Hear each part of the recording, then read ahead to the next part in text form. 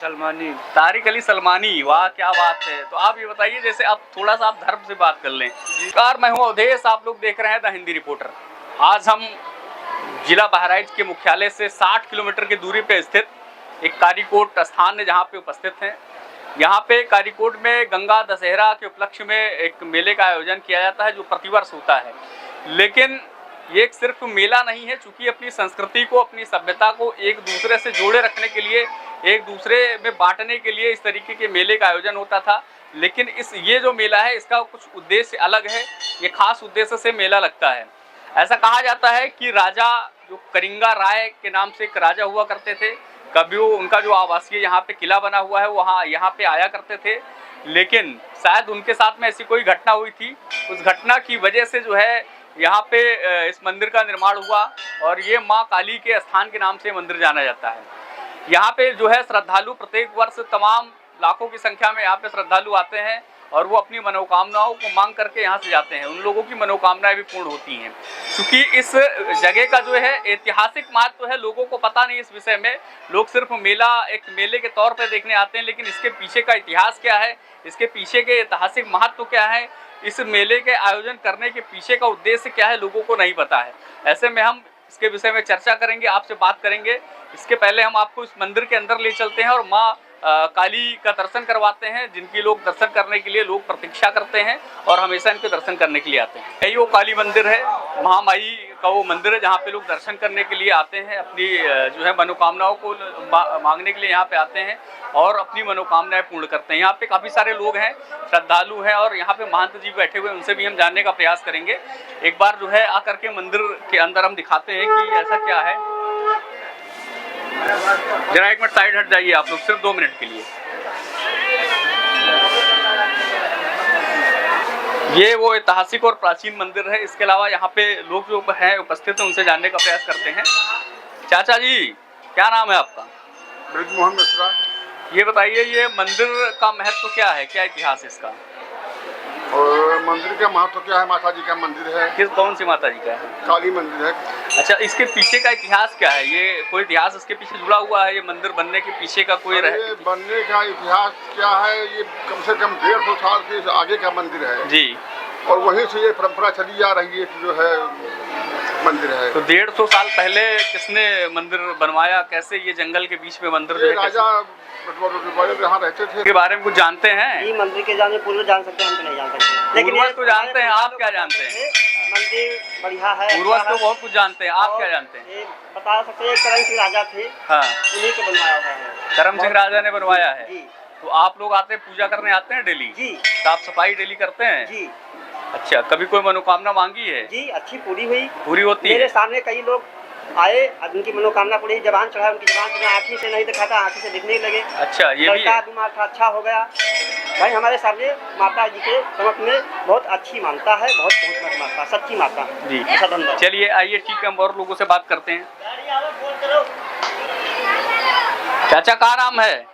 Sir, हमारा नाम विनोद सैनी, जिला लखीमपुर खीरी में रहता हूँ। अच्छा, ये बताइए, आप यहाँ पे कब से ये प्रसाद वगैरह कब से वितरण कर रहे हैं? 2008 से बराबर मेला आ रहे हैं। हाँ, तो मेला मतलब आप आते हैं या यहीं पे लगाते हैं प्रसाद आते वगैरह? हैं, प्रसाद लगाते हैं। 2008 से भक्तों में हम भी लीन रहते हैं, भक्ति में माता जी की। जी, आप भी मतलब काली के उपासक हैं, भक्त हैं। तो आपको ये बताइए, जैसे मेला लगने से आपको क्या फायदा कुछ होता है? रोजी रोजगार भी मिलता है? माता जी की कृपा से फायदा मिलता है। पहले लगातार हर जगह पे मेले का आयोजन होता था गांव में। ऐसा कहा जाता है कि गांव में मेले का आयोजन होता था तो हमारी संस्कृति जो है एक दूसरे के बीच में, आपस में जो है लोग एक दूसरे की संस्कृति से जुड़ते थे। तो क्या अगर इस तरीके से मेले का आयोजन लगातार फिर से किया जाए तो लोगों को रोजगार मिलने की संभावना है? कैसे रोजगार, क्या क्या मिल सकता है? रोजगार मिल सकता है। रोजगार से हमारी दुकानें भी अच्छी चलेंगी और रोजगार आगे बढ़ेगा। ऐसा जो जिस तरह से यहाँ का मेला होता है, माता जी की कृपा होती है, ऐसा तो धर्म के साथ साथ हमारा जो इकोनॉमिकल स्ट्रक्चर है, जो हमारी अर्थव्यवस्था है, वो भी मजबूत होती है। हाँ, तो इस मेले से आपको कुछ लाभ हुआ है? हाँ, मेले से लाभ हुआ। आपका रोजगार बढ़ता है मेले की? रोजगार बढ़ता है। चलिए, बहुत बढ़िया, धन्यवाद। कारीकोट माता के नाम से प्रसिद्ध है। यहाँ प्रत्येक वर्ष श्रद्धालु कालीकोट जेठ के मेला देखने के लिए लगता है या इसके पीछे कोई खास महत्व उसकी वजह से मेला लगता है? असल में इसके पीछे कुछ राज है, लेकिन इतना पुराना तो मुझे पता नहीं है। मतलब ये पौराणिक मेला है, काफी पौराणिक मेला है। आप जो पूर्वज हैं शायद उनको भी इस बारे में पता नहीं होगा। पौराणिक मेला है। कौन सी माता का मंदिर है ये? ये कालीकोट माता का, कालीकोट माता का मतलब काली जी का मंदिर है ये। काली जी का मंदिर। चलिए बहुत बढ़िया, आइए यहाँ पे बात करते हैं। आ जाइए भैया, आप भी आ जाइए। क्या नाम है भाई साहब? तारिक अली नाम है। आप क्या मतलब इस मेले में कुछ दुकान वगैरह आपने लगा रखा है? हम यहाँ मुंडन बनाते हैं। मुंडन बनाते हैं आप? क्या नाम बताया? तारिक अली सलमानी। तारिक अली सलमानी, वाह क्या बात है। तो आप ये बताइए, जैसे आप थोड़ा सा आप धर्म से बात कर लें जी। इस मंदिर से कब से आप जुड़े हुए हैं? बहुत सालों से जुड़े हुए। लगभग कितने वर्षों से? सन 2002 से जुड़े हुए। सन 2002 से, यानी कि आप 20 वर्षों से, लगभग 22 वर्षों से जी इस मंदिर के साथ में जुड़े हुए हैं। हाँ। क्या आपके साथ कभी ऐसा कोई भेदभाव किया गया कि आप नहीं, मुस्लिम है या हिंदू हैं, इस तरीके से? कोई नहीं किया। तो इस तरीके समाज में लोग एक भ्रांति फैलाते हैं जी। हिंदू और मुस्लिम को लेकर के, एक ताना बाना बुना जाता है। तो क्या ऐसा कुछ अनुभव होता है आपको? नहीं, हमको तो ऐसा कुछ बोला जाता हो कि आप नहीं, मंदिर के प्रांगण में नहीं आ सकते हैं? हमारे एरिया में तो अच्छा नहीं बोला जाता। आपके क्षेत्र में ऐसा नहीं होता है, हाँ। इसकी वजह से आपको भी रोजगार मिलता है। तो क्या आपकी भी तो आस्था जुड़ी होगी ना? जी जी, हमारी आस्था ज्यादा हिंदुओं से जुड़ी है, उसी से हमारी कमाई है। हाँ, हिंदुओं की वजह से, यानी आपको रोजगार मिलता है। तो मेले की वजह से रोजगार मिलता है आपको, मिलता है। और समझ लीजिए इस मंदिर की वजह से आपका परिवार, एक परिवार चलता है। जी। तो मेरा भी यही कहना है कि जो इस तरीके के मेले का आयोजन होता है उसमें कई तरीके के लोगों को रोजगार मिलता है। जी। एक दूसरे की संस्कृति को लोग समझते हैं। जी। अब जैसे आप यहाँ पे हैं, आपको रोजगार मिला, भाई साहब हैं उनको भी रोजगार मिला, सबको मिला। तमाम सारे यहाँ पे मेले में जो है सबको- झूला लगा हुआ है, हर सबको किसी मिलता है। को रोजगार। तो धर्म के साथ साथ जो है हमारी जो परंपराएं हैं, जो मान्यताएं हैं, जी। वो भी एक साथ चल रही हैं। जी, तो कहीं ना कहीं आपको लगता है कि मेले का आयोजन होना चाहिए। अब पहले की तरीके से आयोजन होता है क्या मेले का? नहीं, पहले से बहुत अच्छा होता है।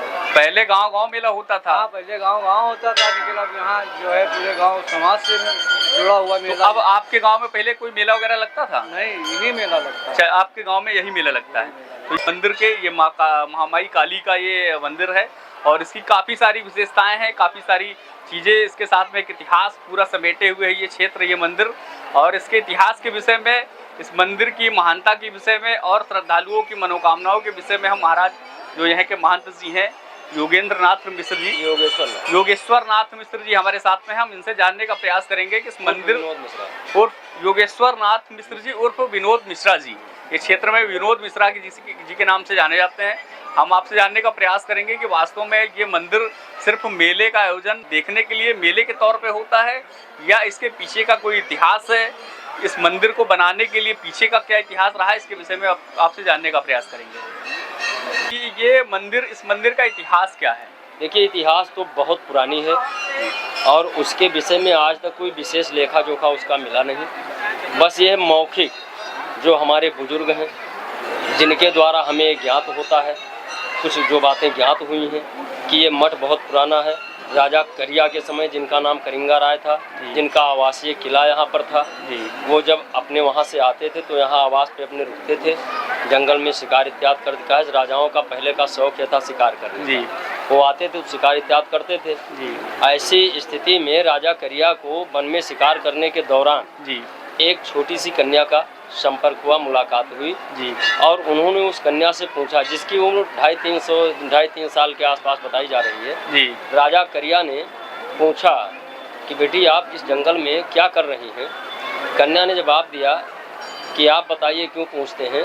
तो राजा करिया ने कहा कि बेटी आप अकेली हैं और सुनसान जंगल है, बियाबान जंगल में आप अकेली यहाँ हैं, तमाम जीव जंतु हैं, भक्षक जानवर भी हैं, इस तरीके से आपका अकेले यहाँ देख कर ये वाजिब है कि आपसे हम बात करें, पूछें कि आपके साथ और कोई नहीं है। उस कन्या का जवाब हुआ कि मेरे पास माता पिता नहीं, कोई मेरा गार्डियन नहीं है, कोई मुझे गाइड करने वाला नहीं है, हम अकेले हैं। राजा ने कहा तो बेटा हमारे साथ चलोगी?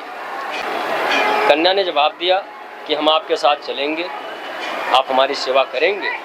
राजा करिया ने कहा बिल्कुल करेंगे, अवश्य करेंगे, पुत्री जैसा सेवा हम आपका करेंगे। मान के चलिए कि 10, 12, 15 साल के आसपास का पेड़ रहा होगा उस समय, बताया जा रहा है। तो उस समय ये छोटा पेड़ था और इसी पेड़ के नीचे वो आके पहुँचे, और अब कारण क्या हुआ ये तो हम नहीं बता पाएंगे, लेकिन उस कन्या को नीचे उतारे वो कन्या वहाँ से उनके जो है कंधे पे बैठ के आई थी और उस कन्या को जब यहाँ उतार दिए नीचे और इसके बाद पलक झपकते वो कन्या गायब हो गई। अच्छा। इसी पेड़ में समाहित हो गई। राजा करिया बहुत परेशान हुए और परेशान स्थिति में अपने आवास पे पहुँचे। रात में उनको नींद नहीं आ रही थी, जैसा कि लोगों ने बताया जा रहा है। राजा करिया को रात में 12 बजे के बाद स्वप्न आया और स्वयं माता काली ने उनको दर्शन दिया और उन्होंने बताया कि आप परेशान ना हो, हताश ना हो, आपने जहाँ मुझे रोका वही मेरा स्थान हो गया और वो पेड़ मेरा स्वरूप हो गया। आपको मैं एक अभय वरदान दिए देती हूँ, आज के बाद आप वहाँ हमारी व्यवस्था करा देना। उस व्यवस्था के अंतर्गत जो भी वहाँ व्यक्ति आएगा, श्रद्धालु आएगा, जिसकी जो आस्था होगी वहाँ से वो खाली नहीं जाएगा, उसकी आस्था पूर्ण होगी। तब से परंपरा चली आ रही है। यहाँ जो भी व्यक्ति आया सच्ची भक्ति, सच्चे श्रद्धा से आज तक वो खाली नहीं गया। ये माता रानी का बहुत बड़ा अभय वरदान था। गुरुजी, हमने पूरे भारत में देखा है कि जो अलग अलग मंदिर हैं या मठ हैं या जिस तरीके से चीज़ें हैं, वहाँ पे लोग जो अपना प्रसाद या नारियल चढ़ाते हैं तो उस नारियलों को या तो फेंक दिया जाता है, गंगा में प्रवाहित कर दिया जाता है। मैं हरिद्वार भी गया, वहाँ भी मैंने ऐसा देखा। और इसके अलावा जो बड़ी बड़ी मंदिर हैं जिनमें लोगों की श्रद्धा जुड़ी है, वहाँ पे लोग जाते हैं तो उनके नारियल को बिक्री के लिए, यानी जो हमारी आस्था है उसको फिर से बिक्री के लिए बेच दिया जाता है। लेकिन मैंने यहाँ पे एक अनूठी परंपरा देखी है, श्रद्धालु जो नारियल अपना लेकर के आ रहे हैं उसे हवन कुंड में प्रवाहित कर दिया जा रहा है। ये एक अलग तरीके की मतलब चीज़ हमको दिखाई पड़ी है। ये पूरे भारत में की मैं बात कर रहा हूँ, तो इसके पीछे क्या कारण क्या है? आप लोग मतलब क्या कैसे विचार है आपके मन में करने के लिए? हर जगह की तरह यहाँ पे नारियल रिटर्न नहीं होता है। यहाँ पे हवन कुंड बनाया गया है और नारियल को उसमें चढ़ा दिया जाता है। स्वयं चढ़ाएंगे आदमी तो अपने श्रद्धा अनुसार जो भी है वो चढ़ाते रहते हैं, निकलते रहते हैं। हर जगह की रिटर्न नहीं होता है। ये मान्यता सदियों 100 साल से चल रहा है यहाँ। कुछ मांगने आ जाते हैं। अच्छा, ये बताओ, जैसे आप बहुत मंदिर गए हुई हो तो वहाँ पे ऐसी नारियल जो फेंकने की व्यवस्था है आपको मिलती है कहीं पे? यहीं पे व्यवस्था है ना, तो ये अच्छी चीज़ है नहीं है? अच्छी चीज। जो श्रद्धालु आते हैं अपना जो है माँ से कुछ ना कुछ मांगने आते हैं या अपनी श्रद्धा को लेकर के आते हैं, उनकी श्रद्धा को फेंक दिया जाता है या दोबारा से रिटर्न होकर के मार्केट में बिकने चला जाता है। लेकिन यहाँ ऐसा नहीं है। यहाँ नहीं ऐसा। तो ये फेंक दिया जाता है माता जी के लिए। ये माँ के लिए, माँ के चरणों में समर्पित कर दिया जाता है। तो ये अच्छी व्यवस्था लगती है आप लोगों को? अच्छी लगती है। चलिए, बहुत बढ़िया। क्या कुछ मांगने आए हैं? क्या मांगने आए हैं? हाँ, कौन सी कोई कामना मांगी है आपने? क्या मांगा है? जी, चलिए। आप इसके पहले भी कभी आए हैं मांगने के लिए? आपकी मनोकामनाएं पूर्ण होती हैं? अच्छा, तरीके की परंपरा है ये, कैसा आपको क्या ठीक अच्छी परंपरा ये लगती है? चलिए, बहुत बहुत धन्यवाद आपको। हमारे साथ में विनोद कुमार जी हैं, इस क्षेत्र के क्षेत्रीय निवासी हैं। हम इनसे जानने का प्रयास करते हैं। जो पहला मेरा प्रश्न है, तो मैंने अभी कई लोगों से किया है, मैं आपसे भी वही प्रश्न करूंगा कि आपने भारत के कई सारे मंदिरों पे भ्रमण किया होगा। हाँ, कई सारे मंदिरों पर। आपने कभी किसी इस मंदिर में ऐसा कुछ देखा है कि आप जो लेकर के माँ के चरणों में अर्पित करने के लिए लेके आते हैं? मैंने देखा हरिद्वार में गंगा में प्रवाहित हो जाता है। आप कहीं भी चले जाइए, मैं किसी मंदिर का नाम नहीं लूँगा चूँकि आस्था का विषय है, लोग अपनी आस्था लेकर के जाते हैं। लेकिन मैंने यहाँ पे एक बड़ी अच्छी चीज़ देखी है कि आप जो नारियल खरीद करके लेकर के आए हैं, अपनी आस्था के साथ में आए हैं, माँ के चरणों में समर्पित करने के लिए आए हैं, और वो चीज़ें आप हवन कुंड में आपके सामने डाली जा रही हैं। तो इसके पीछे क्या कारण क्या है? क्या आपको कैसा लगता है? ये बहुत सुंदर व्यवस्था इस मंदिर की है। मैं तो कई जगह पर, विभिन्न जगह पर मंदिरों पर गया हूँ वहाँ पर, लेकिन यहाँ जो नई ये व्यवस्था है कि माता जी के चरणों में जो नारियल अग्नि एक प्रभावित होती है, उसी में हम लोग उसको वो कर देते हैं। कई मंदिरों पर तो ऐसा होता है कि वही नारियल नीचे आकर ऊपर चला जाता है, बिक्री हो जाता है। मगर ये ऐसी व्यवस्था यहाँ पर अच्छी व्यवस्था है। मेला कमेटी की तरह जो व्यवस्था अच्छी है और क्षेत्र का लोग इसकी सराहना भी करते हैं। मैंने मांगी, वो पूरी हुई, इसलिए माता जी के पर मुझको पूर्ण विश्वास है। चलिए, बहुत बढ़िया। क्या कुछ मांगने आई थी आप अपने पतिदेव के लिए? मनोकामनाएं पूर्ण होती हैं। चलिए, बहुत बढ़िया। क्या नाम है बाबू आपका? पढ़ने जाते हैं? क्या मांगने आए थे? हैं? अपनी मनोकामना। कौन सी कोई मनोकामना मांगने आए हैं? क्या मांगा है? पढ़ लिख के बढ़िया। बहुत बढ़िया, पढ़ लिख के अधिकारी बन जाए। हाँ, बड़े आदमी तो अधिकारी बनोगे तो वैसे बन जाओगे।